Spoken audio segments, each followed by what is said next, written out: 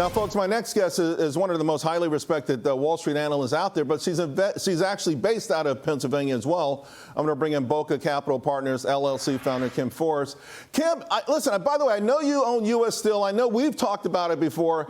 It's spinning its wheels a little bit right now, but people, look at this chart. We went to 2006 because this stock is at levels it hadn't seen in almost 2 decades. Talk about what it means as a stock. Talk about what it means for the community and everything. Sure. Well, I mean, as a stock, we started buying it, I think, in 2022, where it was around 13 to 17 bucks that year, just looking at it saying something has to happen here. And well, in 2023, something did.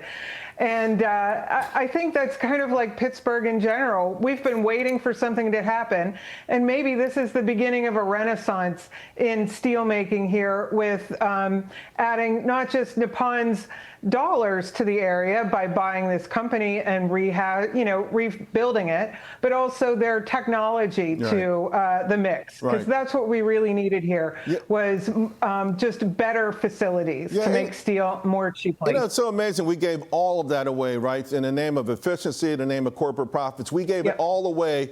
I saw an attack on Russia this weekend that says we better be doing a lot of things like reindustrializing our nation because we need to have industrial might to go along with AI might, don't we? We do. And I just think it's smart for every industry to kind of look at its supply chain and do a little supply chain management. Having a single source anything isn't a good idea. It just isn't. The golden share, what is that the government gets?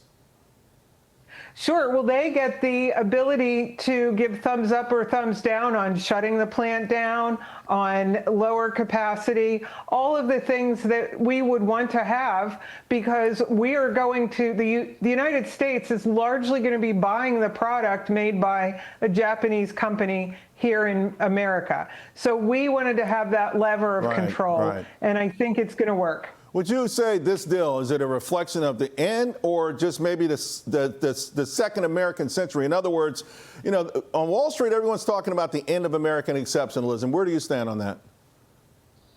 Well, I'm an equity person, so my glass is always half full. And I think that America has not just the people that have ideas, but we enable the people with our laws, our courts, which is really important in business to have courts to adjudicate things like patents and that sort of thing. But also we are a place that people put money into all around the world. We get money to then go out into our neighborhoods and build new businesses in venture capital and private equity. I can't let you go without a stock pick.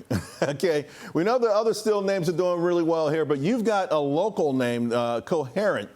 What is that? You know, I mean, I've seen the symbol, I've seen the ticker for a long time. I've never really had a chance to look into and see what the company does. Well, their roots, oddly enough, are in steel, but growing crystals for lasers that cut steel, so big industrial lasers. But they moved on from that. They make exotic materials. A lot of them work in optical networking. And what uses a lot of data in optical networking? AI. So, you know, this is a great local company that is in the heart of AI data movement.